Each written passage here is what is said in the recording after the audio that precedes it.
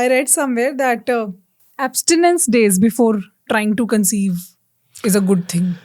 Yes. Is that true? No, I'll tell you. See, what happens is that if we take a semen sample of somebody and we want to judge what is his semen analysis, we need a 3 to 8 day abstinence.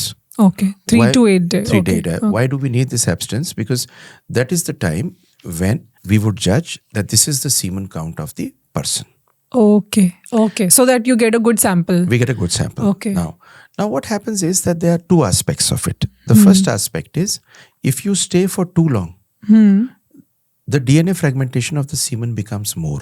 Okay. Ideally, if you need an abstinence, it needs to be 3 to 4 days, 3 to 5 days. Okay. Because you get a fresh sample with the least amount of DNA damage to these sperms. Okay. Staying and waiting for too long doesn't potence or give you a better sperm count. Okay. It leads to a sperm count which will probably have a lower DNA quality of the sperm because stasis has taken place. रुके हुए sperms हैं.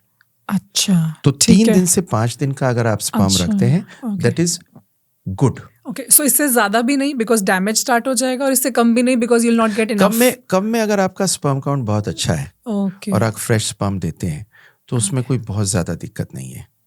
Got it. But अगर आपका semen count थोड़ा subnormal है, you can wait for 3 to 5 days. Okay. And it goes for somebody who's also trying to conceive. Absolutely. तो उस case में भी अगर आप 3 से 5 दिन का एब्स्टिनेंस करते हैं तो चलेगा. देखिए that will help. That will only help. Conceive करने का इसी टाइम पर एक चीज कहूंगा. सिंपल. यहीं पे मैं आपको एक ऐसी चीज दे दूंगा. बहुत से लोग कहते हैं साहब हमारा गोल्डन पीरियड कौन सा है बच्चा पैदा करने का. अच्छा. तो जब मैंने सुना गोल्डन पीरियड तो मेरी समझ में आया गोल्डन पीरियड किसे बोल रहे हैं. विमेन का तो होता है golden period. Of course the ovulation days. अब ओव्यूलेशन डेज में आपको करना कैसे है.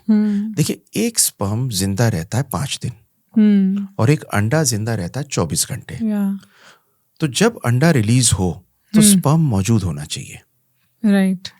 मौजूद होना चाहिए. राइट. तो सबसे अच्छा तरीका इसका ये है कि सपोजिंग किसी का 28 डेज का साइकिल है. ओके. 28 दिन का साइकिल है. उसमें से 14 घटा दीजिए. तो 14 दिन आ गया. राइट. तो ओवुलेशन 14वें दिन होगा. तो आप इंटरकोर्स 10वें दिन से लेके 16वें दिन तक कर लीजिए. अच्छा, ताकि वो पूरा 5 दिन का विंडो आप कवर कर लें. अब उसमें दूसरी चीज, बहुत से आदमी टेंशन में आ जाते हैं और सबसे पहले आके कहते हैं डॉक्टर साहब जब भी टाइम होता है मेरे बस की कुछ नहीं होती. मैं तो टेंशन में ही मर जाता हूँ. एक दिन छोड़ के एक दिन कर लीजिए.